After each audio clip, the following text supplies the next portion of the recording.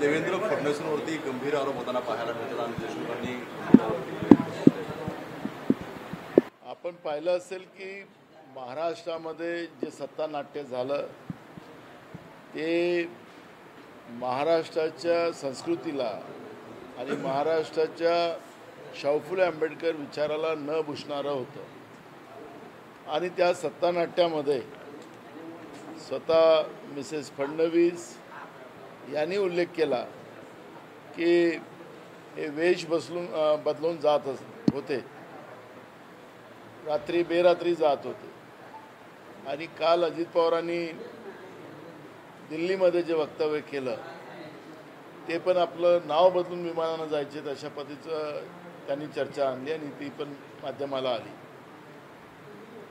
सांगायचं तात्पर्य असं की सत्तेसाठी काही पण कुठल्याही लेवलवर जाऊन सत्ता घ्यायची आणि राज्य लुटायचं, राज्याच्या जनतेला लुटायचं, हे जे काही भूमिका भाजप आणि त्यांचं अलायन्सनी केलेलं आहे ते आता ते स्वतःच्याच वक्तव्याने ते बोलतात आहे.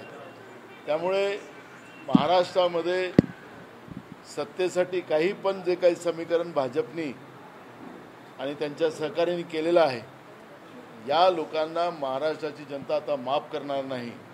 कारण की महाराष्ट्राला कलंक लावण्याचं, महाराष्ट्राच्या राजकीय सामाजिक व्यवस्थेला कलंक लावण्याचं पाप महाराष्ट्रातल्या एकनाथ शिंदे आणि भाजप प्रणित सरकारने केलेलं आहे. त्यामुळे महाराष्ट्रातली जनता या जे काही असंविधानिक जे संघटन महाराष्ट्रामध्ये निर्माण झालेलं आहे, सत्तेमध्ये आहे, त्यांना आता माफ करणार नाही अशी परिस्थिती आहे. आजच आपण पाहिलं असेल माननीय सुप्रीम कोर्टाने राष्ट्रवादीच्या 41 आमदारांना अपात्रतेचं नोटीसच्या बाबतची विचारणा केलेली आहे. शेड्यूल 10 प्रमाणे महाराष्ट्रामधलं जे सत्ता परिवर्तन नाट्य जे झालेलं होतं त्या शेड्यूल 10लाच ओव्हररूल करण्याचं पाप त्या काळामध्ये भाजपच्या कृपेनं महाराष्ट्रामध्ये झालं. त्यामुळे आज आपण पाहतो की अजित पवारांच्या गटाच्या 41 आमदारांना त्या पद्धतीचं नोटीस आलेलं आहे आणि माननीय सुप्रीम कोर्टाने त्या पद्धतीच्या आज आदेश पारित केलेले आहेत आणि थोड्याच दिवसात, कारण की 3 सप्टेंबरपर्यंत माननीय सुप्रीम कोर्टाने या सगळ्या गोष्टीचं आता हेअरिंग पूर्ण करण्याचा निर्णय घेतलेला आहे. त्यामुळे महाराष्ट्रामध्ये शेड्यूल 10ला ओव्हर करण्याचं केंद्रीय नरेंद्र मोदीच्या सरकारने जे पाप केलेलं होतं त्याचंही आपल्याला सगळं चित्र पुढच्या काळात पाहायला मिळणार आहे. आणि शेड्यूल 10 प्रमाणे एकनाथ शिंदेचे आमदार असतील किंवा अजित पवारांचे आमदार असतील यांच्यावर जे अपात्रतेचं जे टांगती तलवार आहे त्याच्याकडे फक्त महाराष्ट्राच्या जनतेचं लक्ष नाही तर संपूर्ण देशाचं लक्ष याच्यामध्ये लागलेलं आहे. कारण की हे घटनात्मक पेच प्रसंग जो महाराष्ट्रामध्ये सत्ता संघर्षामध्ये झालेला होता, सत्ता परिवर्तनामध्ये झालेला होता, असंविधानिक सरकार महाराष्ट्रामध्ये जे निर्माण झालेलं होतं तेही थोड्या दिवसामध्ये आपल्याला चित्र पाहायला मिळणार आहे.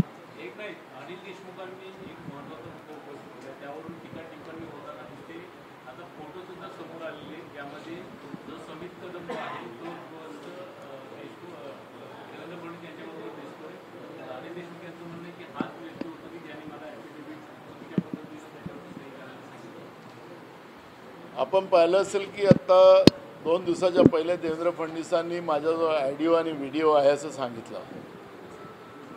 काँग्रेसची भूमिका मांडत असताना आम्ही सांगितलेलं आहे की एक मोठा अनुभवी गृहमंत्री जे गेले 5 वर्ष 14 ते 19 ते देवेंद्र फडणवीस राहिलेत आणि आता 2.5 वर्षाचे 7.5 वर्ष महाराष्ट्राचं गृहमंत्रीपद भूषवणारे देवेंद्र फडणवीस यांना मोठा अनुभव आहे. यांच्याजवळ चुकीच्या कारवाया करणाऱ्याच्या ऑडिओ आणि व्हिडिओ असेल तर मग यांनी लपवून का ठेवायचं? दम असेल तर कारवाई करा. अनिल देशमुखची चुकी असेल तर त्यांच्यावर कारवाई करा.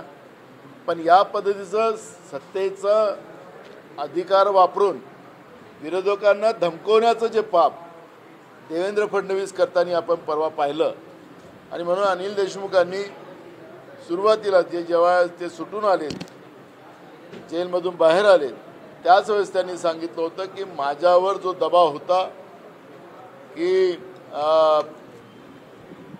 शरद पवार आणि उद्धव ठाकरे यांच्या विरोधात तुम्ही ॲफिडेविट करून आम्हाला द्या आणि आम्ही तुम्हाला सोडतो, अशा पद्धतीचं वक्तव्य अनिल देशमुखांनी जेलमधून सुटून आल्यानंतर केलेलं होतं. त्यावेळेस देवेंद्र फडणवीस बोलले नाहीत. पण निवडणुकीच्या तोंडावर या पद्धतीचं आता दबाव तंत्र आणि धमकवण्याचा जो प्रयत्न केला जातो आहे ते खऱ्या अर्थानं संशयास्पद आहे. अनिल देशमुखांनी आज सगळ्या फोटोसहित ते आज प्रसारमाध्यमाला त्यांनी प्रेस घेऊन सांगितलेलं आहे. देवेंद्र फडणवीसांमध्ये दम असेल तर या सगळ्या गोष्टीचं वास्तविकता महाराष्ट्राच्या जनतेसमोर मांडलं पाहिजे, कारण की हे त्यांचं दायित्व जातं. ते राज्याच्या गृहमंत्री पदाच्या खुर्चीवर बसलेले आहेत. त्याच्यामुळे राज्याच्या जनतेला सत्यता कळली पाहिजे, ही भूमिका काँग्रेस पक्षाची आहे. अनिल देशमुखांनी केलेले आरोप हे खरे आहे की खोटे आहे हे राज्याच्या जनतेला समजण्याचा अधिकार आहे. त्या पद्धतीनं त्यांनी वस्तुस्थिती ठेवावी ही मागणी आमची आहे. नाना, जागा वाटप संदर्भामध्ये नेमकी कधी बैठक आहे तुमची? 2 दिवसानंतर बैठक होणार आहे. कधी येणार आहे? आता लवकरच पुढच्या महिन्यामध्ये जागा वाटपाच्या बद्दलचं आमचं कामकाज सुरू होईल. आता समित्या आमच्या झालेल्या आहेत आणि या सप्टेंबर महिन्यामध्येच जागा वाटपाचा निर्णय पूर्ण होईल. महाविकास आघाडी नेत्यांची चर्चा झाली. आज माझी जवळपास पवारसाहेबांची आणि उद्धवसाहेबांशी चर्चा आम्ही करतोय आणि ताबडतोबीनं याच्यामध्ये हे मीटिंग सुरू करावी अशी भूमिका आमची आहे.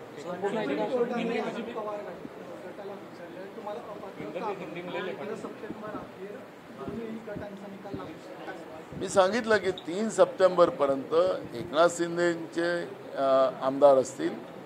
आता आज माननीय सुप्रीम कोर्टाने अजित पवारांच्या आमदारांना अपात्रतेच्या बद्दल विचारणा केलेली आहे. त्यामुळे माननीय सुप्रीम कोर्टाने आज जे 3 सप्टेंबरपर्यंत आम्ही हे सगळं जॉईंटली करू आणि तातडीनं या सगळ्या गोष्टीचा सोक्षमोक्ष लावू.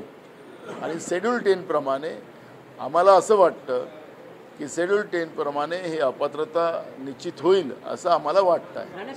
तुमच्या आमदारांसंदर्भातली दिल्लीत बैठक काय कारवाई होणार आहे, काय होणार आहे पुढे? कारवाई झालेली आहे. तुम्हाला टेक्निकली इश्यू आहे फक्त त्याच्यामध्ये, पण कारवाई झालेली आहे. महाराष्ट्रात पुन्हा एकदा कायदा सुव्यवस्थेचा प्रश्न उद्भवलाय. उरणमध्ये झालेल्या प्रकरणाकडे आपण कसं पाहतो? महाराष्ट्रामध्ये सातत्यानं कायदा सुव्यवस्थेचे प्रश्न सातत्यानं आहे. उरणची घटना ही भयावह आहे आणि मग गाडीच्या खाली लोकांना मारणं असेल, महिलांच्या बाबतची भूमिका असेल. महाराष्ट्रामध्ये जवळपास 15,000 मुली आणि महिला गायब आहेत. एकीकडे सरकार लाडली बहीण योजना चालवते. महाराष्ट्रातल्या 15,000 मुली आणि महिला गायब आहेत. सातत्यानं विधानसभेत आम्ही हे प्रश्न उपस्थित केले, पण त्या महिलांचा आणि त्या मुलींचा पत्ता कुठेही लागत नाही अशी परिस्थिती आहे. त्याचप्रमाणे भ्रष्टाचाराच्या सीमा महाराष्ट्राच्या सरकारने ओलांडलेल्या आहेत. एकीकडे लाडली बहीण योजना राबवायची, 1,500 रुपये त्यांना देण्याचा सरकारने निर्णय घेतला महिन्याचा, आणि एकीकडे लाईटचे बिल 3,000 रुपये करून टाकलेत. महागाई आभाळाला टेकली, म्हणजे बहिणीच्या घरातलं चूल बंद करायचा निर्णय यांनी घेतला. बचत गटाच्या माध्यमातून शाळा आणि अंगणवाड्यामध्ये जे पोषण आहार दिलं जात होतं ते सगळं काढून राज्यातल्या 4 त्यांच्या बगलबच्च्यांना काम देऊन, आपण पाहिलं असेल की या अधिवेशनामध्येही या पोषण आहारामध्ये कुठं चिपकिली, कुठं साप, कुठं उंदीर असं त्याच्यामध्ये सापडलेले आहे. आणि बचत गटाच्या महिलासुद्धा पूर्ण राज्यभर त्याचा उद्रेक आपल्याला पाहायला मिळतं.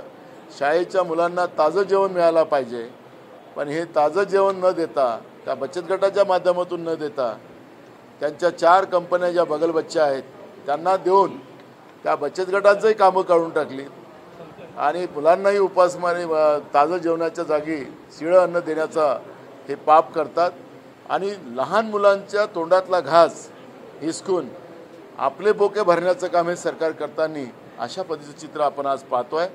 काँग्रेस पक्ष या सगळ्या गोष्टीची भूमिका घेऊन महिलांचं आणि बचत गटांचा एक मोठं आंदोलन महाराष्ट्रामध्ये आम्ही करणार आणि हे सगळं जे पोषण आहाराची व्यवस्था आहे ही बचत गटाच्याच माध्यमातून महाराष्ट्रामध्ये राहावी अशा पद्धतीची आमची भूमिका आहे. अनिल देशमुख फडणवीस के ऊपर आरोप लगा रहे, उस आरोप के बाद अब प्रति आरोप जो है बीजेपी के नेता भी आरोप लगा रहे कि अनिल देशमुख इतने समय से चुप क्यों थे. तो अनिल देशमुख के आरोप को आप किस तरह देख रहे? वहीं समीर कदम जो आरोप लगा रहे थे उन्होंने साफ मीडिया के सामने आके कहा कि जो आरोप अनिल देशमुख लगा रहे वो बेबुनियाद है, गलत है. और इस घटना को और इस मामले को किस तरह से देख रहे हैं आप? देखो, मुझे दो इशू एकदम क्लियर है कि अनिल देशमुख जब जेल से बाहर आए तभी उनने कहा था कि मेरे पे दबाव था. इन लोगों ने मुझे उद्धव ठाकरे जी और शरद पवार जी के ऊपर एलिगेशन लगाने के लिए एफिडेविट भेजे गए थे, लेकिन मैंने नहीं किया करके मुझे जेल में रहना पड़ा. ये स्टेटमेंट अनिल देशमुख ने जेल से बाहर आने के बाद ही किया था और आपके रिकॉर्ड पे भी है.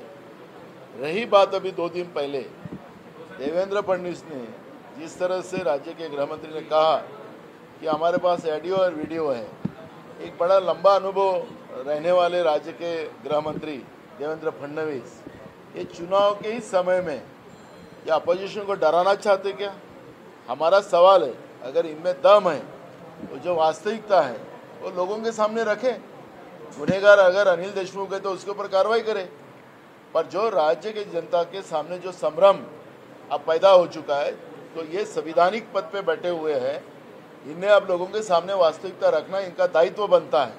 ये कोई मालक नहीं है, ये 5 साल के ट्रस्टी ये थे, अब इनका समय पूरा होते आ रहा है और ऐसे समय में सत्ता का फायदा लेकर अपोजिशन को डराने का जो पाप बार बार बीजेपी ने जो किया है, इसका अब अगर इनमें दम है तो वास्तविकता लोगों के सामने इन्हें रखना चाहिए.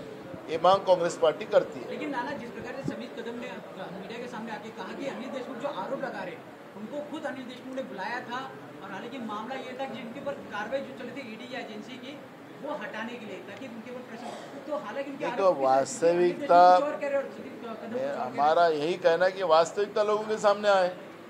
देश की जनता जानना चाहती है सरकारें किस काम की होती है, सरकार का दायित्व बनता है. अभी तक अगर देवेंद्र फडणवीस चुप थे तो अभी उनके पास ऑडियो वीडियो तो कल नहीं आया होगा. उनके पास तो पूरी मालूमात होगी, होम मिनिस्टर है वो. दूसरा अपोजिशन के फ़ोन भी रिकॉर्ड करते हैं. जो अभी महाराष्ट्र की डीजी जो बैठी है उनके ऊपर आरोप है, उनके ऊपर एफआईआर दर्ज हुआ है तो भी उनको डीजी बनाया है. तो ये सब चीज़ें जो है तो ये अवैध जो व्यवस्था है सत्ता के आधार पर देवेंद्र फडणवीस ने राज्य में चलाई है, ये छुपी नहीं है. वास्तविकता लोगों के सामने रखे, ये मांग कांग्रेस पार्टी करती है और जनता ये जानना चाहेंगी, जनता का अधिकार है तो इन लोगों ने बताना चाहिए वास्तविकता क्यों छुपा रहे हैं. और जनता के, क्योंकि ये सब चक्कर में मीडिया भी पूरा उस इशू पे सामने आ रहा है, लेकिन जनता के जो प्रश्न है महाराष्ट्र में, अभी महाराष्ट्र में ऐसी परिस्थिति है कई जगह में बाढ़ आ चुकी है, लोगों का जीना हराम हो चुका है, किसान पूरा बर्बाद हो चुका है, रास्ते पूरे ख़त्म हो चुके हैं, लोगों की दिनचर्या ख़त्म हो चुकी है. सरकार उस विषय पे बात नहीं हो रही है, मीडिया में भी ये बातें नहीं आ रही है. और हमें यही कहना है कि महाराष्ट्र में आज बारिश की वजह से सब जगह परेशानियां हैं. मैं अभी आज ही जो दौरा करके आया हूँ, मैं बाढ़ परिस्थिति का दौरा करके आया हूँ. महाराष्ट्र में बहुत बुरी हालत है और सरकार उस विषय में चर्चा करने को तैयार नहीं है. किसानों की आत्महत्या बड़े पैमाने में महाराष्ट्र में बढ़ती जा रही है और ऐसे समय में सरकार ने उस बारे में भी बात करना चाहिए. ये भूमिका कांग्रेस पार्टी है. नाना सर, जिस प्रकार से नई मुंबई में लड़की की बॉडी संदिग्ध हालत में, हालांकि 5 दिन हो गया लेकिन अभी तक आरोपी फरार है, तो इस घटना को आप कैसे देख रहे हैं और महाराष्ट्र में लॉ एंड ऑर्डर को किस तरह से देख रहे हैं? महाराष्ट्र में कोई लॉ एंड ऑर्डर बचा ही नहीं है, सरकार में ही गुनहगार लोग बैठे हैं और इसलिए ये गुनहगार प्रवृत्ति के जो सरकार में लोग बैठे हैं वो जो बाहर गुनहगारी करते हैं उनको सपोर्ट करने का काम ये लोग करते हैं और इसलिए महाराष्ट्र का कानून व्यवस्था पूरी तबाह हो चुकी है. और सरकार को और हमने माननीय राज्यपाल को भी इस बारे में निवेदन दे चुके कई बार, लेकिन राज्यपाल महोदय भी उस पर ध्यान नहीं देते. और अभी ये जो सरकार है ये सरकार तो गुनहगारी से भरी हुई सरकार है, तो इनसे क्या उम्मीद करें। महाविकास आघाड़ी की बैठक कितनी जल्दी होगी? सीटों का बंटवारा अगले महीने में पूरा बैठक भी होगी और अगले महीने में सीटों का बंटवारा भी होगा। नाना, महायुति में शिंदे गुट ने 100 जगह की मांग किया है। नाना, क्या बोल रहे हैं? महायुति में शिंदे गुट ने 100 सीटों की मांग किया है, क्या लगता है बीजेपी छोड़ेगी 100 सीट? देखो, उनका इशू है, वो उनके अलायंस का इशू है, उसके बारे में चर्चा करना बराबर नहीं है। पर अभी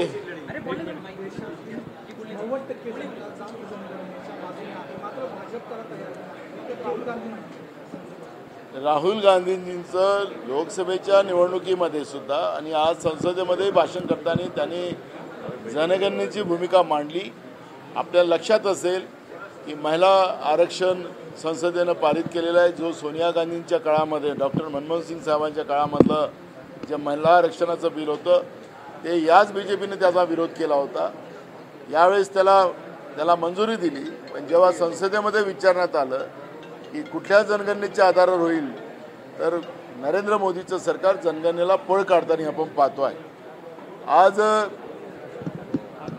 आरक्षणाचे जे प्रश्न देशभरामध्ये निर्माण झालेले आहेत त्याचाही उपचार या जनगणनेमधूनच होऊ शकत आहे। पण या बजेटमध्ये जनगणनेसाठी पैसा उपलब्ध केला जाईल असं अपेक्षित या देशातल्या 90% लोकांमध्ये होतं, पण केंद्राच्या बजेटमध्ये जनगणनेच्या बद्दलचा एक पैसाही सुद्धा त्या ठिकाणी ठेवला गेला नाही। देशामध्ये जनगणनाच झाली नाही पाहिजे, हे बीजेपीची व्यवस्था आहे। मराठा असेल, ओबीसी असेल, धनगर असेल, गोवारी असेल, आदिवासी असेल, शेड्यूल कास्ट असेल, याच्यामध्ये भांडणं होत होईल आणि त्या भांडणाच्या माध्यमातून आम्हाला सत्ता कशी मिळेल असा हा जो भाजपचा कायम प्रयत्न राहिला आणि म्हणून भाजपचाही जनगणनेचा विरोध हा या बजेटमध्येही आपल्याला पाहायला मिळालेला आहे। आणि म्हणून राहुल गांधीजींनी देशाच्या जनतेचा आवाज बनून आज लोकसभेमध्ये पुन्हा त्याचा उल्लेख केला की देशातल्या 90% लोकांची मागणी असताना सुद्धा केंद्रातलं सरकार जनतेचं न ऐकता आपल्या मतानं मनुस्मृती या देशामध्ये आणण्याचा जो प्रयत्न करताय, लोकशाही संपुष्टात आणण्याचा जो प्रयत्न करताय, आणि म्हणून या भीतीपोटी राहुल गांधीजींनी आज लोकसभेमध्ये पुन्हा जनतेचा आवाज त्या ठिकाणी मांडलेला आहे। घटनात्मक पदावर नसताना समित कदमला वायप्लस दराने सुरक्षा, काय नक्की आपल्याला लक्षात असेल की महाराष्ट्रामध्ये भाजपचे जेवढे बगलबच्चे आहेत, त्यांचे आमदार असतील, ज्याला कुठलाही थ्रेट नाही, अशा अनेक आमदारांना आणि त्यांच्या कुठल्याही पदावर नसलेल्या बगलबच्च्यांना Y+ आणि त्याच्यापेक्षा जास्त सिक्युरिटी दिली गेलेली आहे। त्याच्यामुळे यांच्या संरक्षणामध्ये संपूर्ण पोलीस काम करत असतात। गावामध्ये चोऱ्या वाढल्या, घरफोड्या वाढल्यात, गुन्हेगारीचं प्रमाण मोठ्या प्रमाणात वाढलं आणि लोकांच्या सुरक्षेसाठी पोलीस नाही, पण यांच्या बगलबच्च्यांसाठी आणि यांच्या आमदारांसाठी पोलीस आहे। अशा पद्धतीचं चित्र आज आलेलं आहे। सत्तेचा संपूर्ण दुरुपयोग महाराष्ट्रातलं भाजपप्रणित सरकार करताना आपण पाहतोय। जनतेच्या पैशाची लूट करतात आहे। त्याच्यामुळे जो कदम जे समित कदम हा यांचा खरं तर सरकार आणि उद्योग व्यापाऱ्यांचा मध्यस्थी असलेला माणूस आहे। मी त्याला शब्द काही दलाल गेला नाही म्हणणार, हा असा व्यक्ती आहे। आता हा अशा व्यक्तीला आज Y+ सिक्युरिटी अगर समजा दिलेली आहे, तर या सरकारचं काय धोरण आहे या माध्यमातून आपल्याला स्पष्ट होतं। नाना सर, विधानसभा चुनाव में कांग्रेस कितनी सीट की मांग करेगी? महाविकास आघाड़ी करके हम चुनाव लड़ रहे हैं, इसलिए हम किसको जगह किसको कितनी मिल रही है इस विषय पे महाविकास आघाड़ी में चर्चा नहीं होगी। चिंता मत करो, महाविकास आघाड़ी लड़ेंगे।